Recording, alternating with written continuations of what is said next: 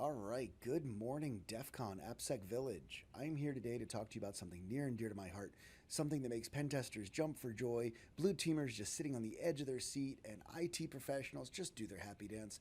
That's right, I'm talking today about the Common Vulnerability Scoring System.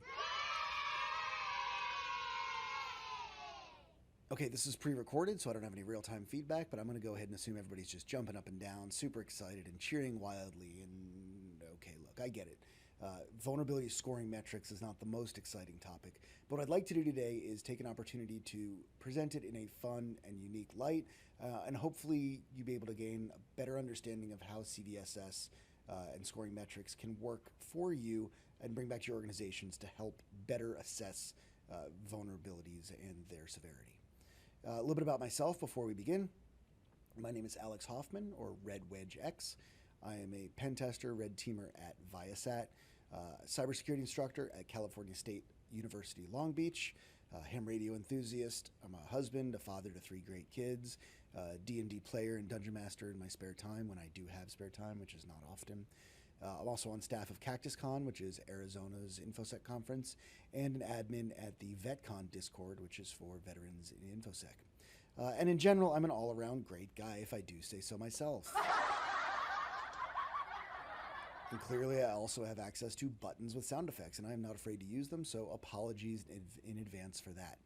I'll go ahead and throw out the obligatory presentation and opinions are my own and have not been vetted or approved by my employers.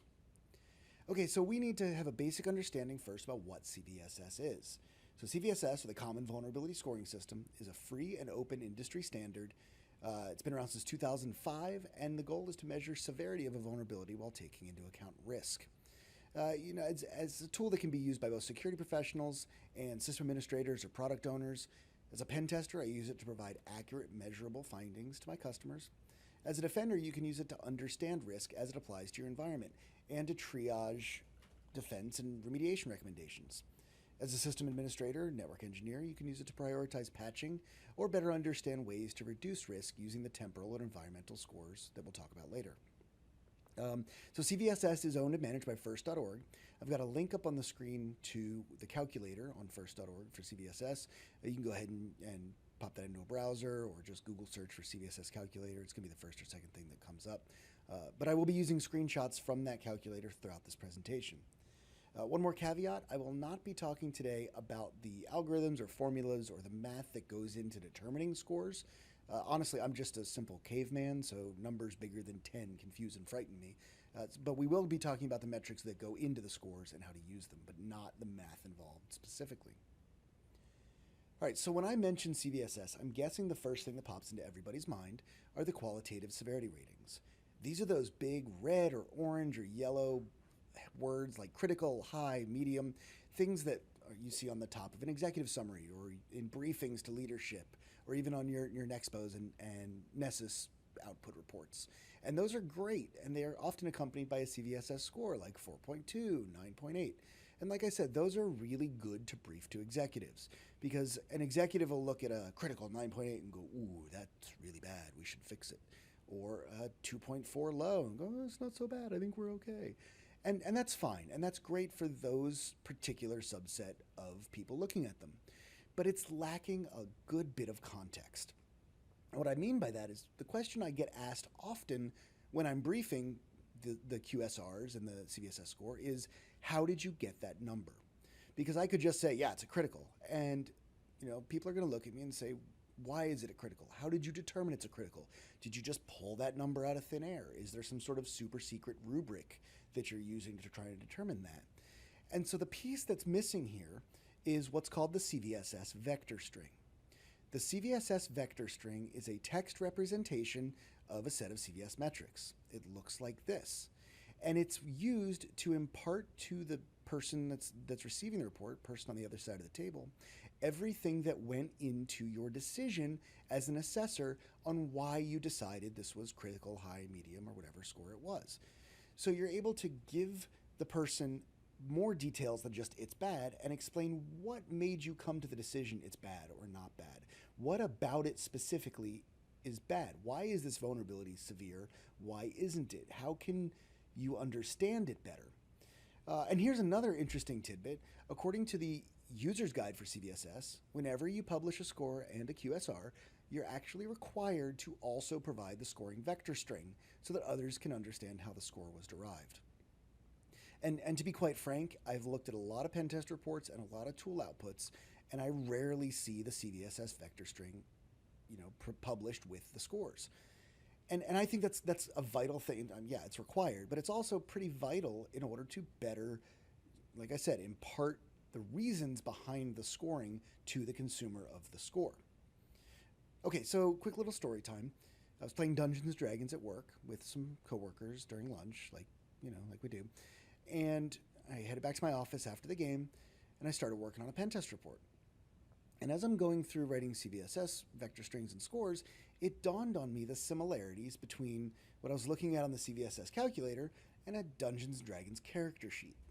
So what I did is I took that, the standard stats block from D&D, and I formatted it in the same way as a CVSS vector string, and it looks something like this.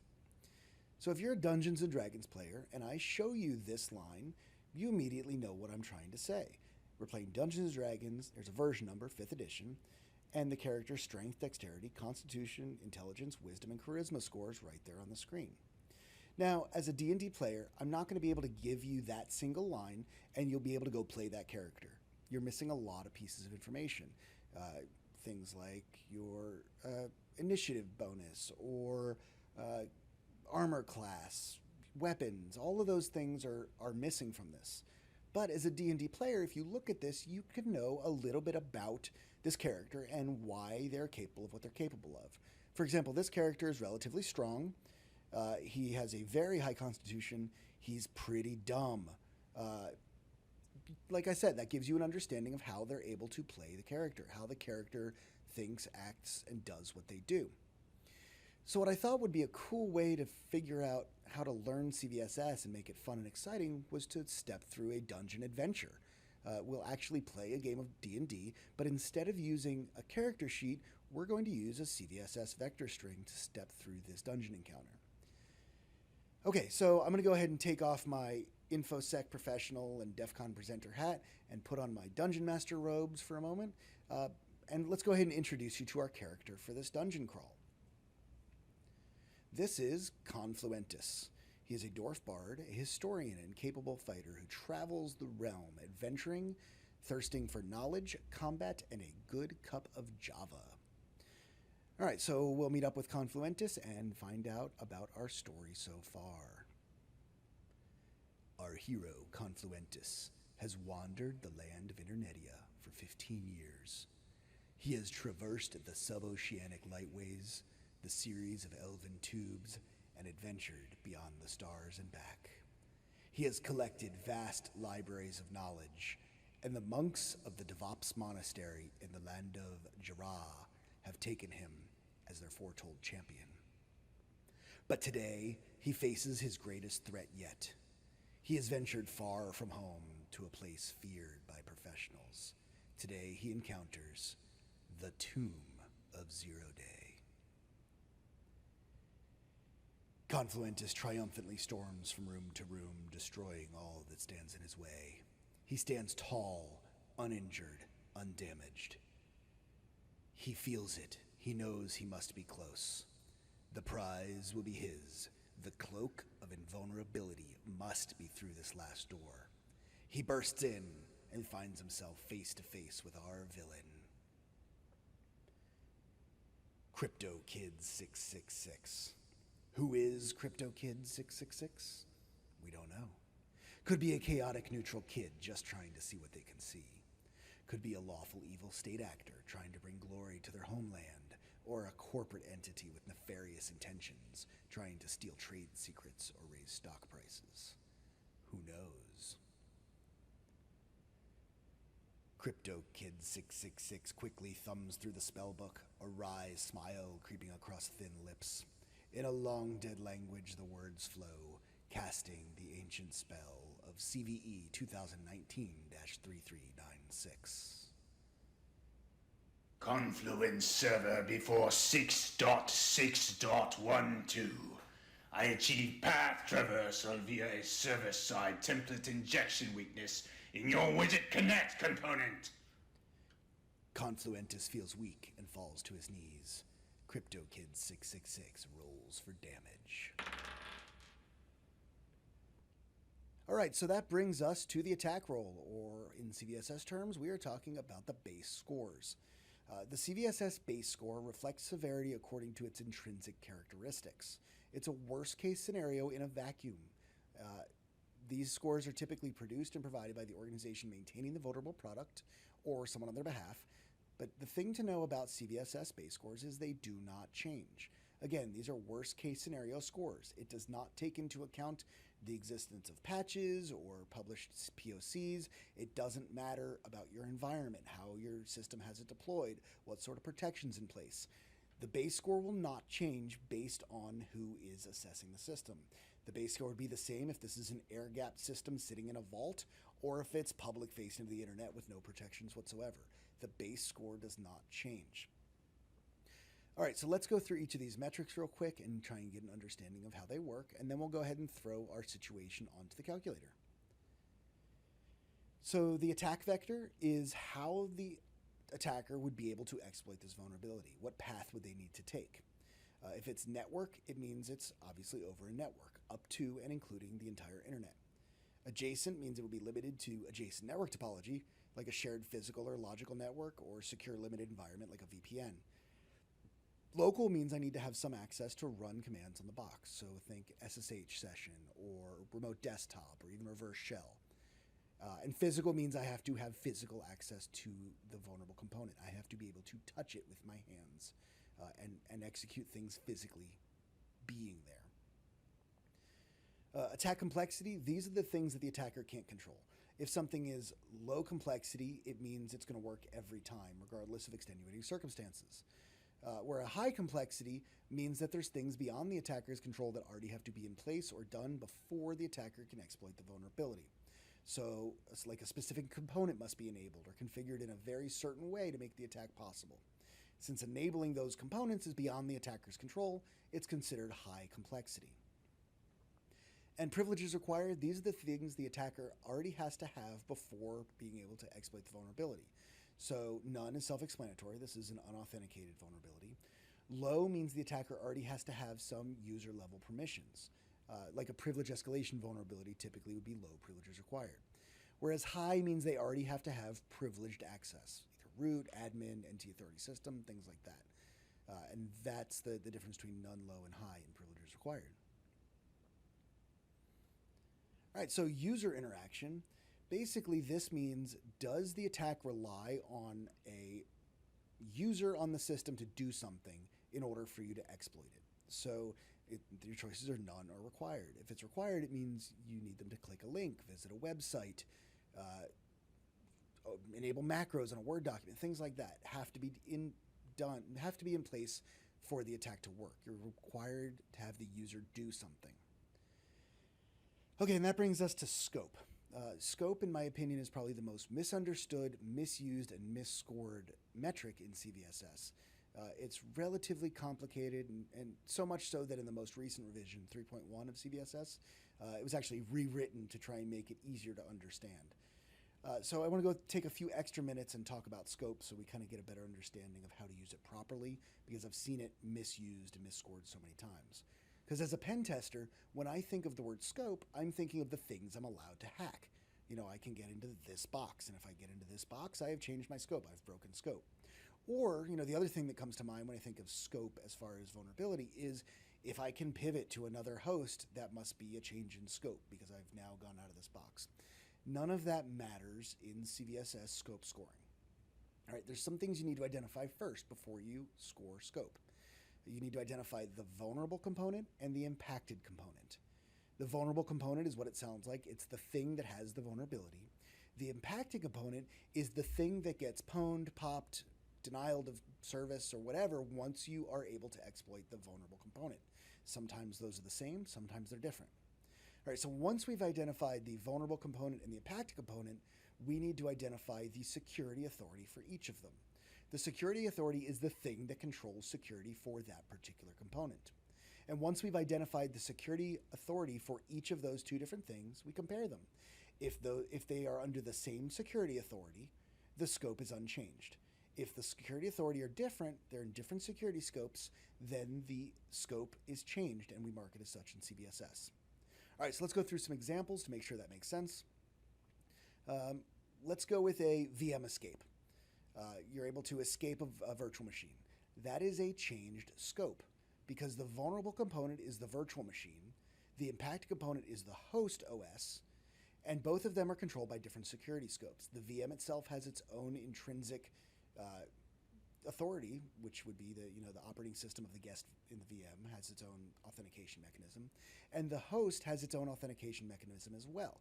And because they have separate authentication mechanisms, if that becomes a changed scope. Another example, authentication bypass on a WordPress site. If the attacker was able to gain privileges and go from an unauthenticated user to an authenticated one, okay, the vulnerable component here is the WordPress site. The impacted component is also the WordPress site. Since they both have the same security authority, in this case, the WordPress authentication mechanism, it is an unchanged scope. Even though you now have more privileges, the scope is still unchanged. Conversely, a directory traversal on a WordPress site that enables you to pop Etsy shadow or Etsy password. The vulnerable component is the WordPress site, but the impacted component is the host OS because you were able to manipulate or access files on the host. Therefore, the scope is changed because WordPress and the host operating system have separate security authorities. Let's look at a couple more examples like shell shock. The vulnerable component is the bash shell. The impacted component is the operating system that it lives on. Since access to both the operating system and the bash shell on that host are controlled by the host OS itself, they have the same security authority, they're in the same security scope, so the scope is unchanged. One more example, reflected cross-site scripting. Vulnerable component is the website with the vulnerability. The impacted component here is the web browser of the visitor to the site, so that's the victim. Since the victim's browser is controlled by the security scope of the victim's computer, and the website is controlled by the web server security scope, those are separate, so reflected cross-site scripting would be a changed scope. I hope that makes sense, and if it doesn't, feel free to ask me some questions later on, or if you have specific use cases you want me to look at, I'm available. You can hit me up after this and we can figure that out. Okay, so moving on past scope into the impact metrics. These are still part of the base scores, and these are covering the impact to confidentiality, integrity, and availability. Now, I'm guessing most of the people watching this talk have a basic understanding of the CIA triangle, so I'm not going to go into too much detail about what those mean, but the big question for each of these metrics to ask yourself is, can the attacker affect CIA on some or all of the data that the system protects? If the answer is some, then it's low. If the answer is all, it's high. Also, if the data they obtain is privileged or critical data, that it's considered high, even if they can't obtain all of it. So that is the impact metrics. So let's go ahead and take our attack roll and throw on the specifics of this vulnerability on the base score calculator. We've got attack vector network, complexity low, privileges required none, user interaction none. The scope is changed because the security authority of the Confluent server is separate from the security authority of the host where you're able to do the directory traversal. Confidentiality, integrity, and availability impacts are all high. And that brings us to a 10.0 critical on the CVSS calculator. You'll also notice I published the CVSS vector string on the bottom of your screen. You can actually take that string, head to the first.org calculator, put a pound sign at the end of the URL, and paste that entire thing starting with CVSS and press enter, and it will load that into the calculator, and it will look like what you see on your screen. So that's a cool way to be able to share those strings, and if someone gives you a vector string, you can just take it to the calculator and visualize it pretty easily. All right, so let's step back into our battle, shall we? Confluentus feels the exploit land its crushing blow, penetrating his outer armor and executing itself deep into his operating system. He calls out to his maker, praying for help. O great and beautiful Atlasia, bless me and heal me, protect me from this evil. Chat with my hip, turn the gaze of your fisheye upon your faithful servant. Intervene on my behalf and stride down to my side, O great and all-powerful collaborator. Suddenly, a light shines down from above. Confluentus feels the healing word of official fix as his creator, Atlasia, blesses him. It's coming. He hears in an ethereal whisper. Hold strong, child, for the patch will be published after testing. And that brings us to the temporal scores, or temporal scores, depending on how you pronounce it. The temporal scores, as the name suggests, are specific factors related to the vulnerability at a point in time. If you remember, we talked about the base scores. The base scores will never change. They stay static. The temporal scores will change based on industry-wide situations. Again, we're not taking into account specific use cases, specific deployments, patching, versions, anything like that. The temporal scores take into account the situation of the vulnerability and availability of the exploit right now as we're scoring it. There's 3 metrics in the temporal score, so let's go through each of them. Exploit code maturity is based on how prevalent this POC or exploit is and if it's being exploited in the wild. So a U or unproven exploit would be it's theoretical, or there's no publicly available exploit code. P is proof of concept code that's not functional in all situations, or may require substantial modifications by someone with a high level of skill. F is functional, which means exploit code is available and it works in most cases. And H or high means that there's functional autonomous code available. Basically, this is push button, get bacon. There's a reliable exploit that works every time with easy to use tools like a Metasploit module, things like that. This is when your unskilled attackers are able to use it easily. It is considered high exploit code maturity. All right, remediation level. This takes into account the availability of how to fix it. Patching, hot fixes, things like that. It does not take into account whether or not you've applied them. Just the fact that they exist will lower the score. The things like unavailable, workaround, temporary fix, or official fix change the score. Report confidence is the degree of confidence that this vulnerability actually exists. Is it unknown? Is it reasonable to assume? Or is it confirmed that this component is vulnerable? So let's go ahead and throw the official fix from our creator Atlasia onto the board. If you recall, we were at a 10.0 critical, and we have now lowered it to a 9.5. Just the fact that there is an official fix has lowered the overall severity of the vulnerability. And again, we have the updated CVSS 3.1 vector string down below.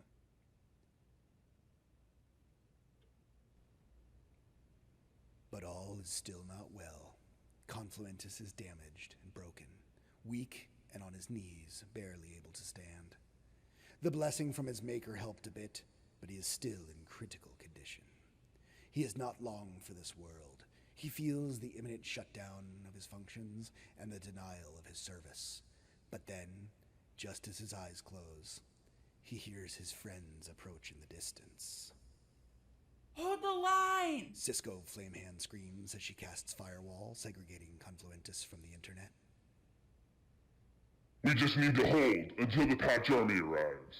Docker bellows, enveloping Confluentus in a container, protecting him from scope change. Ted Roberts taps away at his keyboard, casting Sanitize PII, removing any sensitive information from Confluentus's back end.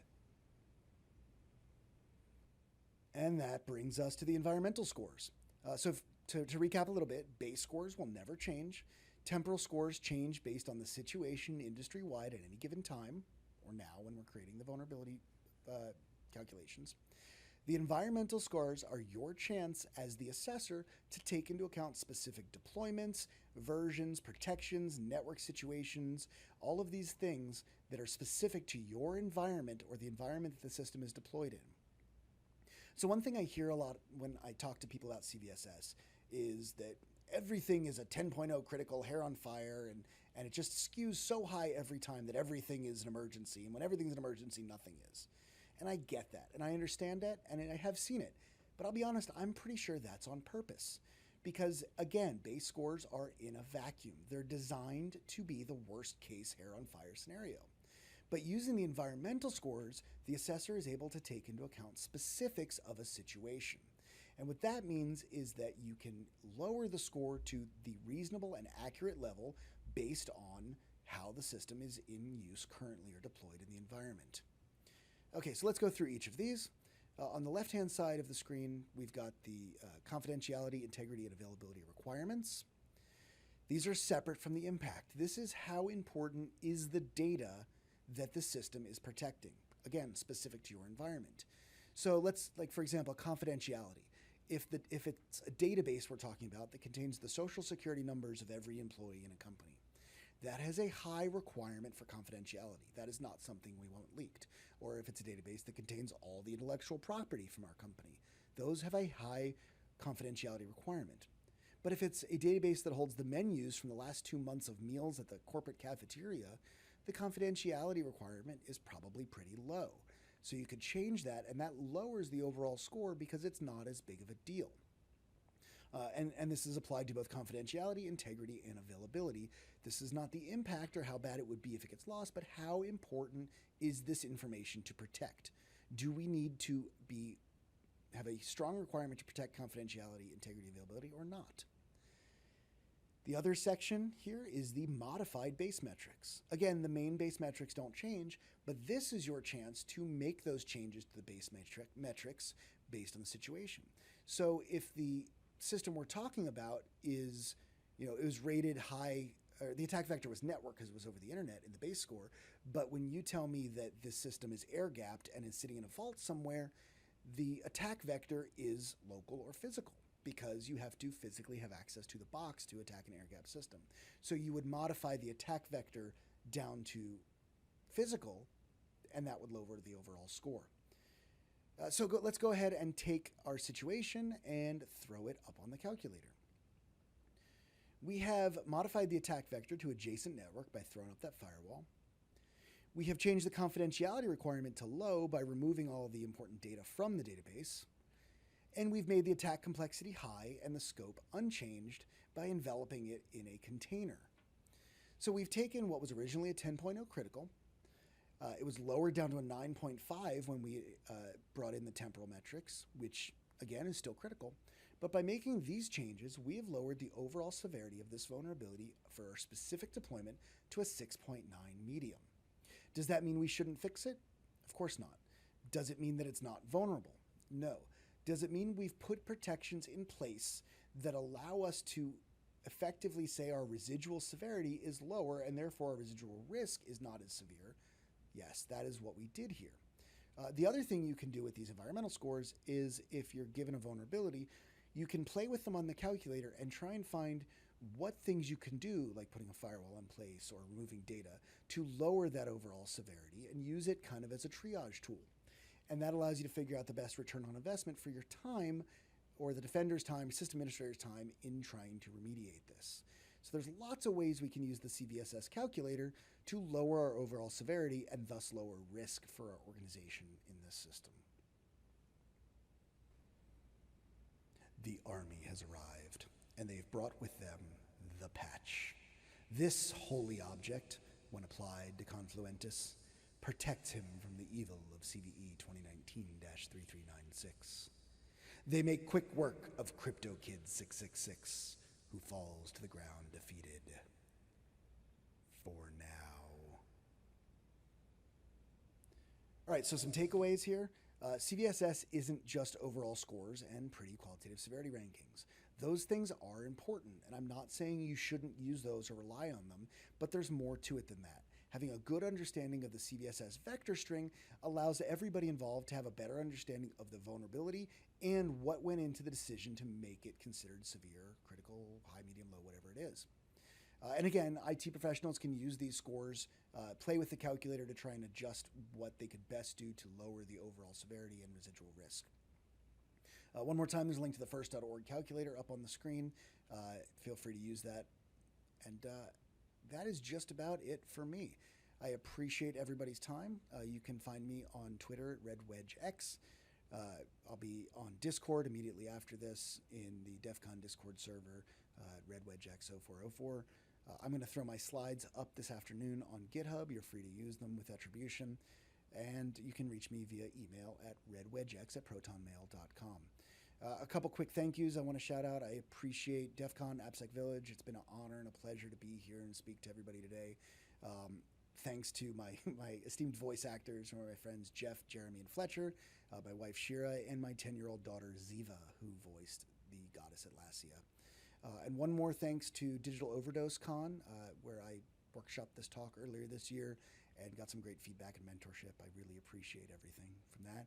And yeah, I'll be around DEF CON in person. Feel free to look for me, yell at me, tell me my talk was garbage, or ask me questions here or in the live Q&A immediately following it. And once again, thanks everyone for your time, and have a good day.